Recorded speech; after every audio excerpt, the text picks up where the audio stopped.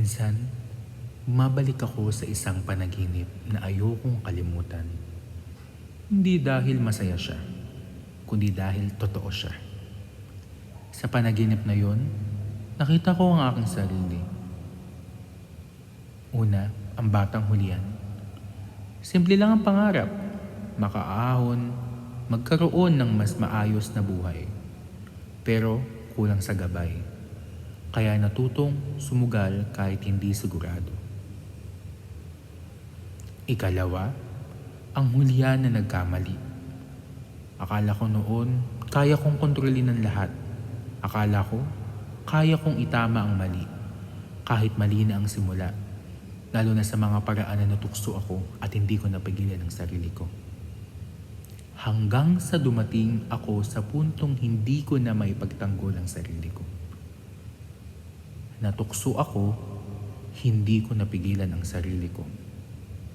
Isang simpleng dahilan, pero iyon ang naging simula ng lahat ng pagkasira ko. Doon ko naramdaman ang bigat ng konsensya. Yung kahit wala kang kausap, parang may humahatol sa'yo. Natukso ako, hindi ko napigilan ang sarili ko. Natukso ako, hindi ko napigilan ang sarili ko. Hindi ko napigilan ang sarili ko. Hindi ko napigilan ang sarili ko. Natukso ako, hindi ko napigilan ang sarili ko. Natukso ako, napigilan ang sarili ko.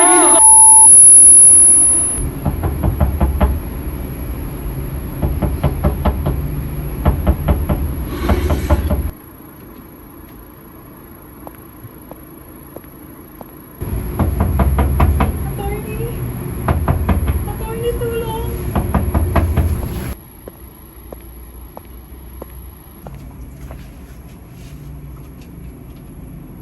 Attorney, tulong! Nadawit po ako sa kaso. Hindi ko po sinasadya. Bakit? Ano nangyari? Tinutokso lang po ako. Hindi ko napigilan sarili ko.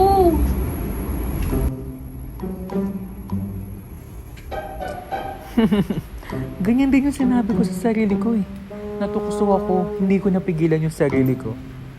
Pero, bawat tukso ay may kasamang desisyon.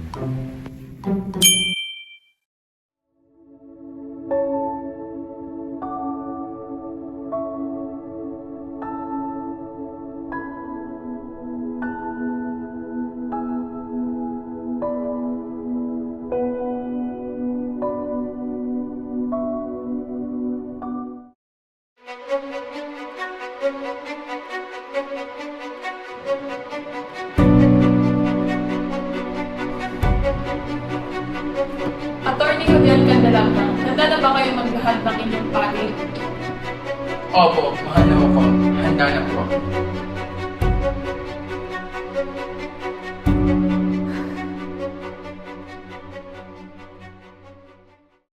Ang kasong nito ay hindi lamang tungkol sa batas. Ito ay tungkol sa kahinaan ng tao at sa kakayahan niyang magbago. Ang aking kliyente ay umamin sa kanyang pagkakamali. Hindi niya ito itinatanggi. Hindi niya rin sinubukang takasan ang responsibilidad.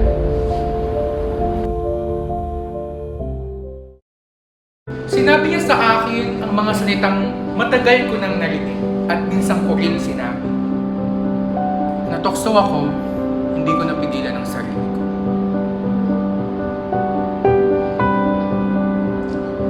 Maraming taon ang nakalipas, ako rin ay nagkamali. Ako rin ay natukso. At akala ko noon, iyon na ang katapusan ng aking pagkatao. Ngunit natutuhan ko na ang pagkakamali ng tao ay hindi ang sukatan ng kanyang buong pagkatao. Ang tunay na sukatan ay kung paano siya bumangon pagkatapos ng kanyang mga pagkakamali. Hindi ko pinagtatanggol ang maling ginawa ng aking kliyente. Ang mali ay mananatiling mali. Ngunit naniniwala ako na ang hustisya ay hindi lamang tungkol sa pagpaparusa. Ito rin ay tungkol sa pagbibigay ng pagkakataon sa isang taong handang magbago. Kung ipagkakait natin ang pagkakataong iyon, paano natin naasahan na magkakaroon ng pagbabago?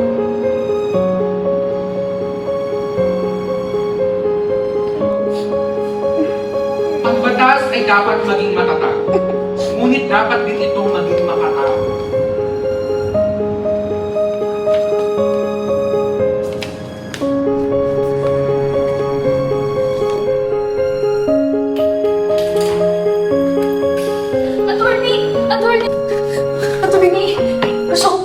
sabihin, salamat sa mga ginawa niyo po sa akin ngayon. Hindi ko po talaga kakalimutan ang mga ginawa niyo. Okay, basta huwag mong kakalimutan ng pangalawang pagkakataon. Ito ay paraan kung ikaw magbago. Hanggang sa muli.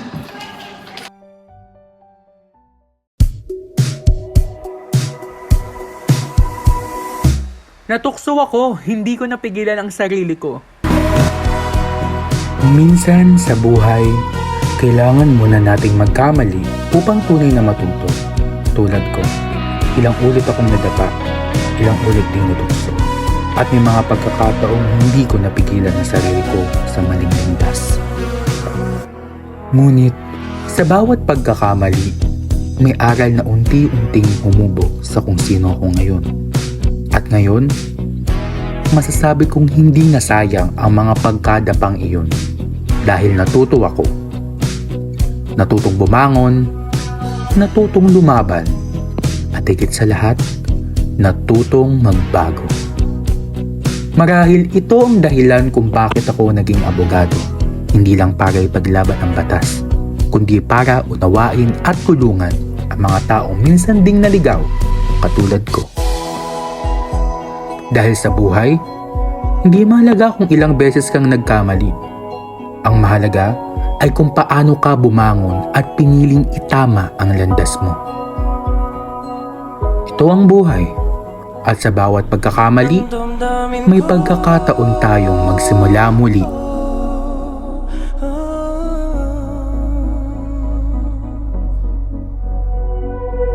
Hindi mo ba ako lilisanin?